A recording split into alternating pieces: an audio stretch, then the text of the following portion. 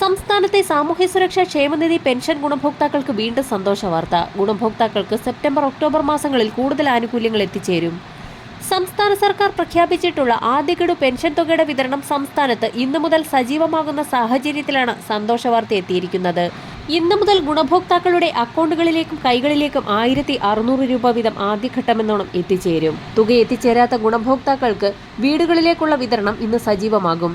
വിവിധ സ്കീമുകളിലായി പെൻഷൻ തുക സ്വീകരിക്കുന്ന 27 ലക്ഷത്തോളം വരുന്ന ബാങ്ക് അക്കൗണ്ടുകളിൽ തുക സ്വീകരിക്കുന്ന ഗുണഭോക്താക്കളിൽ 200 മുതൽ 500 രൂപ വരെയുള്ള കേന്ദ്രവിഹിതം മുടങ്ങിയിട്ടുള്ളവർക്കും തുക എത്തിച്ചേരും. വിധവ, വാർദ്ധക്യ, ഭിന്നശേഷി പെൻഷനുകളിലായി 8 ലക്ഷത്തോളം വരുന്ന ആളുകൾക്കാണ് കേന്ദ്രവിഹിതത്തിൽ കുറവ് വന്നിട്ടുള്ളത്. പെൻഷൻ തുക വിതരണത്തിന് കൈമാറിയതായി സേവന സൈറ്റിൽ സ്റ്റാറ്റസ് കാണിച്ചിട്ടും തുക ലഭിക്കാത്ത ഗുണഭോക്താക്കൾ ശ്രദ്ധിക്കുക. ഇവർക്കുള്ള തുകയും ഇന്നു മുതൽ എത്തിച്ചേരും. ഒരു മുടക്കവും കൂടാതെ 1600 രൂപ വീതം ഇതുവരെയും എത്തിച്ചേർന്ന ഗുണഭോക്താക്കൾക്ക് വീണ്ടും സന്തോഷവാർത്ത എത്തിയിരിക്കുകയാണ്. ഒക്ടോബർ മാസത്തിൽ ഗുണഭോക്താക്കൾക്ക് ഒരു ഗഡു കുടിശ്ശിക കൂടി വിതരണം ചെയ്തേക്കുമെന്നുള്ള അറിയിപ്പുകൾ കൂടി പുറത്തു വന്നിരിക്കുകയാണ്. ശേഷിക്കുന്ന ഒരു ഗഡു പെൻഷൻ തുകയുടെ വിതരണം കൂടി സംസ്ഥാന സർക്കാർ ആരംഭിക്കുകയാണ്. ഈ സാഹചര്യത്തിൽ സാമൂഹ്യ സുരക്ഷാ പെൻഷനുകളുടെ അർഹത, വിതരണം, നടപടിക്രമങ്ങൾ എന്നിവ സംബന്ധിച്ചും വിവിധ ഉത്തരവുകളെല്ലാം ക്രോഡീകരിച്ച് പുതിയൊരു ഉത്തരവ് വന്നിട്ടുണ്ട്. വിവിധ സ്കീമുകളിലായി പെൻഷൻ തുക കൈപ്പറ്റുന്ന ഗുണഭോക്താക്കൾ നിർബന്ധിത സർട്ടിഫിക്കറ്റുകൾ സമർപ്പിക്കണമെന്നുള്ള അറിയിപ്പുകൾ കൂടി പുറത്തു വന്നിരിക്കുകയാണ്. വിധവാ പെൻഷനുകൾ കൈപ്പറ്റുന്നവർ പുനർവിവാഹിതരായിട്ടില്ല എന്ന സാക്ഷ്യപത്രം വാർഡ് അംഗത്തിൽ നിന്ന് വാങ്ങി സമർപ്പിക്കണമെന്നുള്ള നിർദ്ദേശം ചില തദ്ദേശ സ്ഥാപനങ്ങൾ പുറത്തുവിട്ടിട്ടുണ്ട്.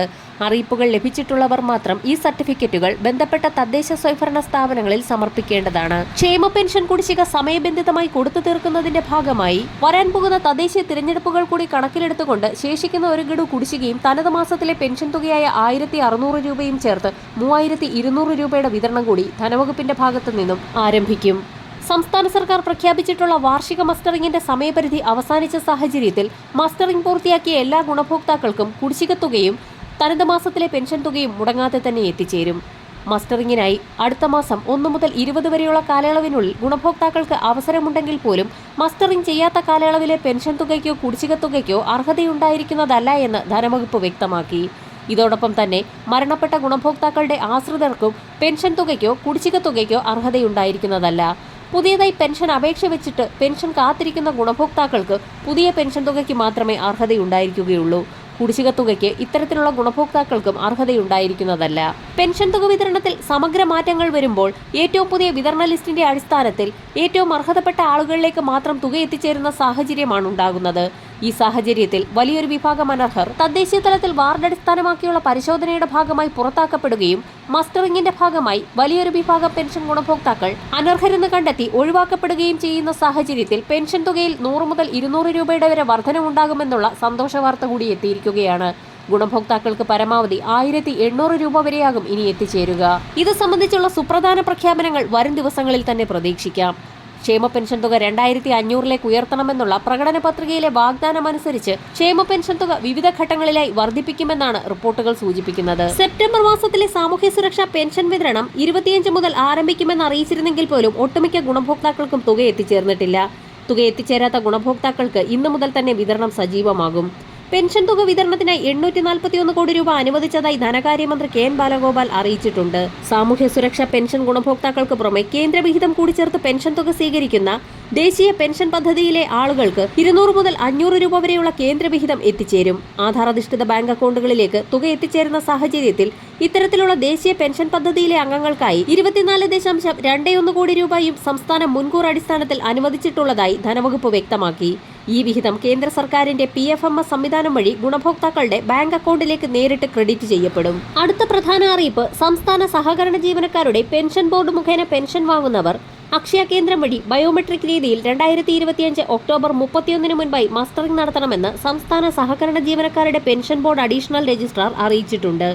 പ്രാഥമിക സഹകരണ സംഘം, കേരള ബാങ്ക്, സഹകരണേതര വകുപ്പുകളിലെ സഹകരണ സംഘങ്ങളിൽ നിന്നും വിരമിച്ച പെൻഷൻകാർ, കുടുംബ പെൻഷൻ വാങ്ങുന്നവർ, ആശ്വാസ് സമാശ്വാസ് പദ്ധതി പ്രകാരം പെൻഷൻ വാങ്ങുന്നവർ, കയർ പെൻഷൻ സ്കീം പ്രകാരം പെൻഷൻ വാങ്ങുന്നവർ എന്നിങ്ങനെ 2025 ജനുവരി മാസത്തിന് മുൻപ് പെൻഷൻ ലഭിച്ചു തുടങ്ങിയവരാണ് മസ്റ്ററിംഗ് നടത്തേണ്ടത്. പ്രസ്തുത തീയതിക്കകം മസ്റ്ററിംഗ് നടത്താത്തവർക്ക് 2025 ഡിസംബർ മാസം മുതൽ പെൻഷൻ മുടങ്ങുമെന്നും സംസ്ഥാന സഹകരണ ജീവനക്കാരുടെ പെൻഷൻ ബോർഡ് അഡീഷണൽ രജിസ്ട്രാർ അറിയിച്ചു. അടുത്ത പ്രധാന അറിയിപ്പ്, കേന്ദ്ര സംസ്ഥാന സർക്കാരുകളുടെ വിവിധ ആനുകൂല്യങ്ങൾ ബാങ്ക് അക്കൗണ്ടുകളിൽ സ്വീകരിക്കുന്ന എല്ലാ ഗുണഭോക്താക്കളും അറിഞ്ഞിരിക്കേണ്ടതാണ്. 10 വർഷം പൂർത്തിയായ എല്ലാ ബാങ്ക് അക്കൗണ്ടുകൾക്കും നിർബന്ധമായും KYC പുതുക്കണമെന്നും അല്ലാത്ത പക്ഷം പണം പിൻവലിക്കലടക്കം ബാങ്കിംഗ് സേവനങ്ങൾ തടസ്സപ്പെടുമെന്നും സംസ്ഥാനതല ബാങ്കേഴ്സ് സമിതി കൺവീനർ ഇപ്പോൾ അറിയിച്ചിരിക്കുകയാണ്. കേരളത്തിൽ 57 ലക്ഷം അക്കൗണ്ടുകളാണ് KYC കാലാവധി കഴിഞ്ഞവയായുള്ളത്. ഈ അക്കൗണ്ടുകളിലേക്ക് എത്തുന്ന ആനുകൂല്യങ്ങൾ പൂർണ്ണമായും നഷ്ടപ്പെടുന്നതാണ്.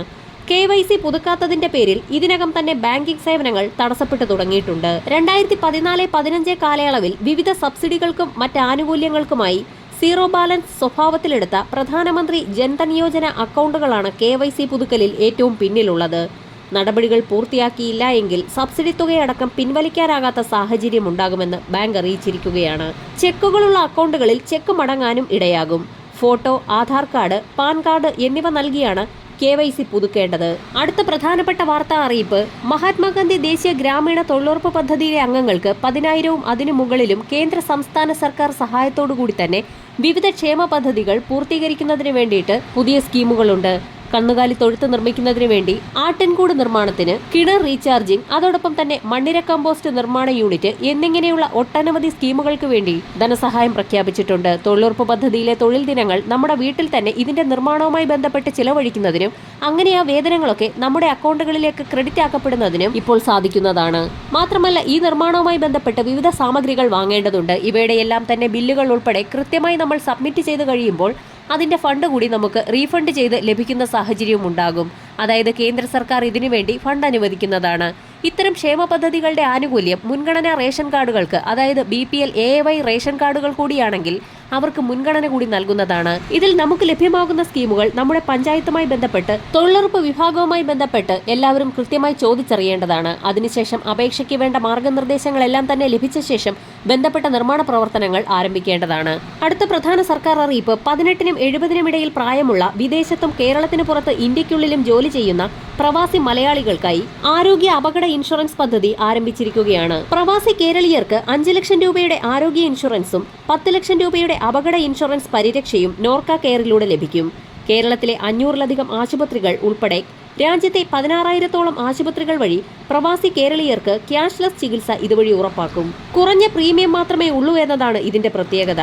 norcaroots.kerala.gov.in എന്ന നോർക്ക റൂട്ട്സിന്റെ ഔദ്യോഗിക വെബ്സൈറ്റ് മുഖേന ഓൺലൈനായി NRK ID ഉപയോഗിച്ച് ജോയിൻ ചെയ്യാവുന്നതാണ്. വിവരങ്ങൾ സമർപ്പിച്ച് പ്രീമിയം നൽകി പദ്ധതിയിൽ അംഗങ്ങളുമാകാം.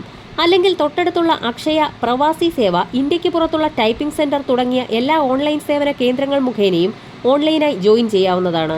അടുത്ത പ്രധാന അറിയിപ്പ്: സംസ്ഥാനത്ത് തിരുവനന്തപുരം, കൊല്ലം, പത്തനംതിട്ട, ആലപ്പുഴ, കോട്ടയം, ഇടുക്കി, എറണാകുളം, തൃശൂർ ജില്ലകളിൽ വരും മണിക്കൂറുകളിൽ അതിശക്തമായ മഴയ്ക്ക് സാധ്യതയെന്ന് കേന്ദ്ര കാലാവസ്ഥാ നിരീക്ഷണ വിഭാഗം മുന്നറിയിപ്പ് നൽകി എന്നുള്ളതാണ്. ഈ ജില്ലകളിൽ കനത്ത മഴ കണക്കിലെടുത്ത് യെല്ലോ അലർട്ട് പ്രഖ്യാപിച്ചിട്ടുണ്ട്. 24 മണിക്കൂറിൽ 64.5 മില്ലിമീറ്റർ മുതൽ 115.5 മില്ലിമീറ്റർ വരെ മഴ ലഭിക്കുമെന്നാണ് മുന്നറിയിപ്പിൽ വ്യക്തമാക്കിയിട്ടുള്ളത്.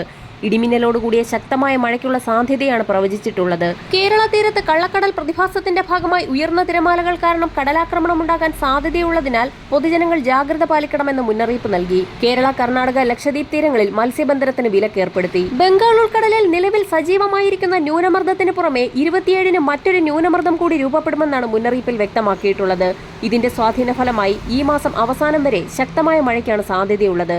മഴയ്ക്കൊപ്പം മണിക്കൂറിൽ 40 മുതൽ 50 കിലോമീറ്റർ വരെ വേഗതയിലും ചില അവസരങ്ങളിൽ 55 കിലോമീറ്റർ വരെയും വേഗതയിൽ അതിശക്തമായ കാറ്റിനും മോശം കാലാവസ്ഥയ്ക്കും സാധ്യതയുള്ളതിനാൽ പൊതുജനങ്ങൾ ജാഗ്രത പാലിക്കണമെന്ന് ദേശീയ ദുരന്ത നിവാരണ അതോറിറ്റി മുന്നറിയിപ്പ് നൽകി. 1 മണിക്കൂറുകളിലെ വാർത്തകൾക്കും മുന്നറിയിപ്പുകൾക്കുമായി ചാനൽ സബ്സ്ക്രൈബ് ചെയ്യാൻ മറക്കാതിരിക്കുക.